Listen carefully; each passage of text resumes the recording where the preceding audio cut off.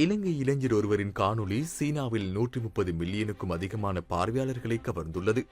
8 வருடங்களாக நாள்தோறும் 15 கிலோமீட்டர் வரை பூக்கொத்துக்களை கையில் ஏந்தியபடி வெளிநாட்டு பயணிகளை ஏற்றிச் செல்லும் வாகனத்தின் வேகத்திற்கு தன் ஓட்டத்தின் வேகத்தை ஈடு செய்து வெளிநாட்டு சுற்றுலா பயணிகளிடம் அப்பூக்கொத்துக்களை விற்று கிடைக்கும் பணத்தில் தன் குடும்பத்தின் அன்றாட செலவுகளை சுமக்கும் இவர்தான் திலீப் மதுசங்க.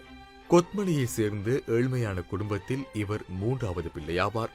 குடும்பத்தை கவனிக்கும் பொறுப்பு இவரை பற்றிக் கொண்டதால் இன்று அவரது அன்றாட செலவிற்காக பூக்கொத்துக்களை விற்பனை செய்யும் ஒருவராக கம்பளி நுவரெலியா பிரதான வீதியில் வலம் வருகிறார்.